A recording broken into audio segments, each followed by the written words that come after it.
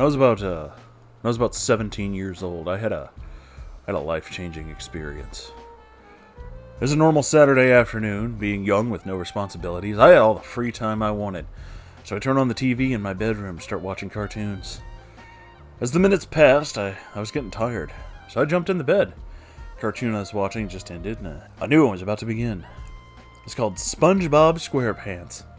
That was the first time I ever heard of it, to be honest. I should mention I grew up in a very strict religious family, and masturbation is strictly forbidden. As a matter of fact, no mention of sex was allowed at all. All I knew was that my pee-pee was for peeing. So the show starts, and I've been accumulating a lot of lust since puberty with no release. As soon as SpongeBob comes on the screen, I instantly get rock hard. All those holes on his body made me really horny. And all I could think of was grabbing my dick and fucking him in every hole at once, twisting and turning it when it was necessary to ensure I get all of them covered. However, I was also a devout religious person, so I dismissed the thoughts as evil and turned the TV off, embarrassed that I let myself fall like that. The next day comes. It's a beautiful Sunday. My family decides to go out to an annual comic convention. My parents, they loved indulging in geek culture. They knew everything about every sci-fi movie released. I went with them because there's a lot of cool attractions to keep me busy, some board games and Super Mario tournaments. When we arrived, I decided to head to the board game section. There were a lot of people, about a dozen tables, most of the spectators, and a few supervisors making sure nothing gets stolen.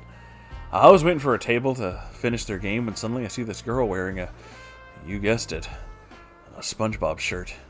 But not only that, no. He was also with Patrick, and they were looking at me. I got the most embarrassing boner of my life.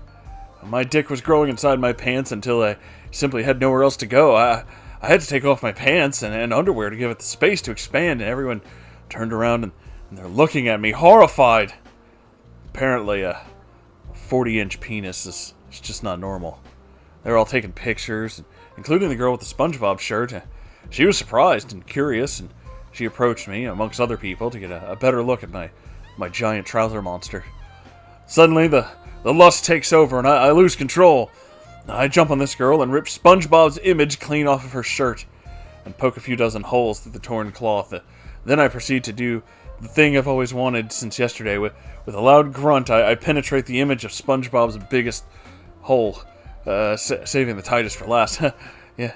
A wave of euphoria hits me. I moan so loud everyone attending the convention, their interest is now piqued. This girl is still in front of me, shocked, frozen in place, watching as I hump the shit out of a makeshift SpongeBob sex toy. The audience by now has tripled, and some of them are cheering me on, urging me to try and bend my dick a full 180 so it can go in another hole. They caught on to my fetish, and it made me even harder. I began throbbing and radiating heat from the sheer pressure building up inside. I decided to satisfy their request, which was also my dream. I grabbed my dick from the glands and redirected it towards the second hole, and then a third, and a fourth! And finally I had every single hole in SpongeBob's body filled, and that's when it happened. SpongeBob came to life, materializing right in front of us. He was no longer an image on a piece of cloth, which was polyester, very cheap for a girl who wears rings on all her fingers. No, he was the real deal. He was with us, in the sponge. He starts moaning and twisting his hips and shaking his butt and bobbing his head back and forth, massaging my massive ween with his body. The armed forces deployed several aircrafts to film me and SpongeBob live for the whole world to see. News anchors were competing for airspace to get a good view of this whole show from on high. It felt so good. The world was watching us fuck so intimately. Suddenly, SpongeBob reaches for the tip of my dick with his mouth. That's when someone from the crowd asked, "Yo, what'd that mouth do?" And he smirked. With one swift motion, he took what's left of my spare shaft deep into his throat. It was amazing. I couldn't hold back any longer. The people were masturbating furiously all around us. Aroused by the sight they were seeing, suddenly I felt an overwhelming sensation of pleasure build up in my balls all the way to the glands, and I knew it was coming. I was going to come for the first time in my life. SpongeBob stops deep-throating me for a second and says, "Fill me up with a good nut, fam." He gobbles my cock again, using his his own spit as lube, furiously deep-throating me down to the last inch. It was time.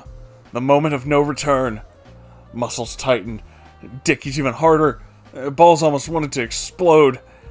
Ah! I scream as rope after rope of cum shoots down SpongeBob's throat.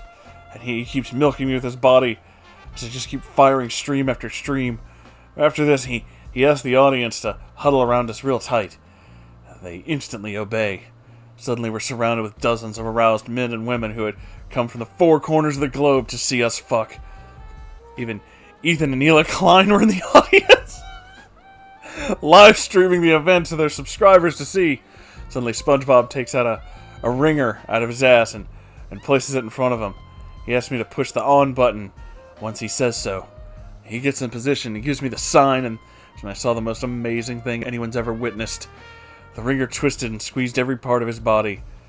My cum erupted violently from every one of his pores, and everyone within a mile radius was covered in it. Scent was everywhere. The roads were blocked with a 2-inch high coating of white seed. Everyone was trudging in it, in awe and disbelief.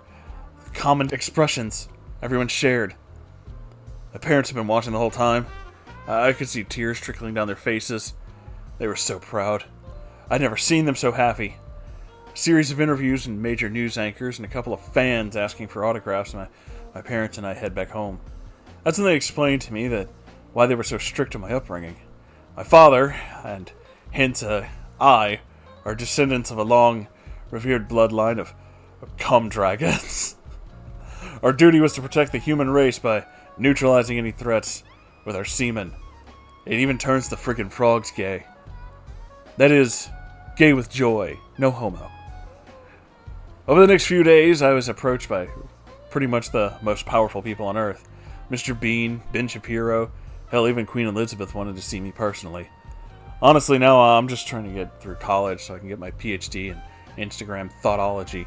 I'd open my own brothel in Dubai one day, but I guess I'll have to deal with the fame that comes with having such an amazing superpower as well. My adventure has just begun. Thank you all for watching. If you enjoyed that, first off, why? But secondly, if you'd like to send things, you can do that by going to r/Moonhorse Stories. And if you'd like to keep the lights on in this place so I can keep doing that and other things, you can do that by donating to my Patreon or by going to my merch shop and buying things there. I love you all. I think we all need a break after this. Dear God, why? Okay, I'll see you in the next video. Goodbye!